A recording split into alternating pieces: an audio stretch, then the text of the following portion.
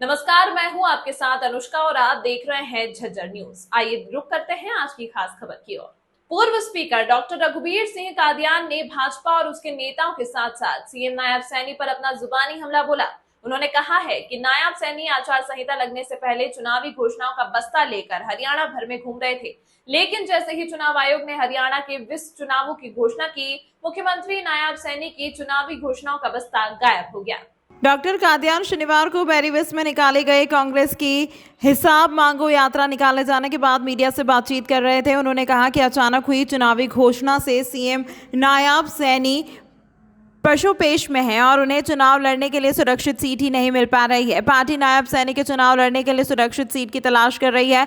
कांग्रेस की यह हिसाब मांगो यात्रा बेरी की अनाज मंडी से शुरू हुई थी और शहर भर में निकाले जाने के बाद यहां बेरी के हर्बल पार्क के पास आकर संपन्न हुई। हिसाब मांगो यात्रा में उमड़ी भीड़ को देखकर डॉक्टर कादियान गदगद नजर आए। यहाँ यात्रा के दौरान अपने संबोधन में डॉक्टर कादियान ने प्रदेश भर में कांग्रेस की टिकट चाहने वाले उन लोगों को भी नसीहत दी जो कि कांग्रेस में ही रहकर दबाव की राजनीति बनाए हुए हैं। उन्होंने कहा कि कोई भी साथी कार्यकर्ता या नेता टिकट मांगने के दौरान अपने स्तर को इतना न गिराए कि राज आने पर उन्हें अपने ही नेता से नजर मिलाने में शर्म महसूस हो। मीडिया से बातचीत के दौरान डॉक्टर कादियान ने बगैर नाम लिए हरियाणा सरकार के मंत्री जेपी दलाल के उस बयान की भी तीखे शब्दों में आलोचना की जिसमें दलाल ने एक चुनावी सभा के दौरान किसी भी पार्टी की सरकार बनने पर उसे दिल्ली के इशारे पर गिराने की बात कही थी। डॉक्टर कादियान ने कहा कि लोकतंत्र के इतिहास में इस प्रकार का बयान काले अक्षरों में लिखा जाएगा। इससे साबित होता है कि सरकार के मंत्रियों की मंशा जनता के हितों पर कुठाराघात कर संविधान को तोड़ने की है। सीएम नायब द्वारा हरियाणा में भाजपा की तीसरी बार सरकार बनने के दावे के सवाल का जवाब देते हुए डॉक्टर कादियान ने कहा कि यह मंगेरी लाल के हसीन सपने हैं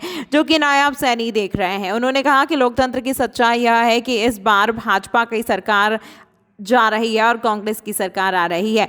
इस दौरान डॉक्टर कादियान ने सांसद दीपेंद्र हुड्डा को जनक्रांति खड़ा करने वाले नेता बताया। उन्होंने कहा कि पूरे प्रदेश में दीपेंद्र हुड्डा ने हिसाब मांगो यात्रा का आयोजन कर एक जनक्रांति खड़ी कर दी है। इस यात्रा में जिस तरह से लोगों का हुजूम उमड़ा है उससे ऐसा लगता है कि जनता ने अब भाजपा को बाहर का रास्ता दिखाने का मन बना लिया है। ऐसा है जी, चुनाव की घोषणा हो चुकी है और कांग्रेस पार्टी की पूरी तैयारी है। हालांकि चुनाव की घोषणा जब हुई तो हरियाणा के मुख्यमंत्री जो है वो ससोपंज में पड़ गए। एकदम से उनके लिए झटका लगा क्योंकि उनका जो घोषणाओं का जो बस्ता था ना, वो बस्ता पता नहीं कहाँ खो गया। फिर वो जो है ना घोषणा की घोषणा रहेगी, आचार संहिता लग गई। अब वो हल्का ढूंढता फिर रहा बेचारा, कभी लाडवा, कभी गोहाना, कभी करनाल, कभी नारायणगढ़। उसको हल्का ही नहीं मिल रहा है। हरियाणा के मुख्यमंत्री को हल्का नहीं मिल रहा है। उनके मंत्रियों के बयान आ रहे हैं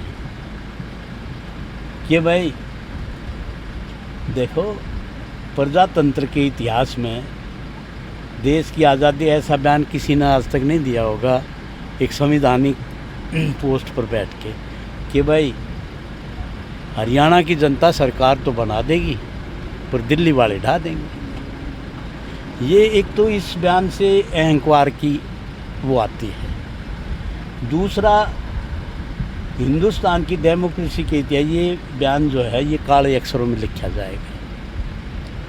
तीसरा, ये कोई किसी कांग्रेस पार्टी की सरकार को गिराने का, उठाने का, बचाने का बयान नहीं है। ये बयान है मतलब संविधान जो बाबा साहब ने अधिकार दिया है उस जनता के हकों के ऊपर कुठाराघात है ये बयान कि तुम बुना लो, हम ढा देंगे। आप कहते हो जवाब दे देंगे, लेकिन नायब सैनी तो ये कहते हैं कि 4 तारीख के बाद चोपड़ा साफ हो जाएगा। परिवार का हाँ, वो तो मुंगेरी लाल के हसीन सपने कोई देख सकता है, कोई देख सकता है। लेकिन मैं आपको बताऊं 4 अक्टूबर को, आज मैं बता रहा हूँ आपको बड़ी जिम्मेवारी के साथ कि भाजपा जा रही है और कांग्रेस पार्टी की और भूपेंद्र सिंह हुड्डा की सरकार आ रही है। ये मैं आपको 40 दिन पहले बता रहा हूँ।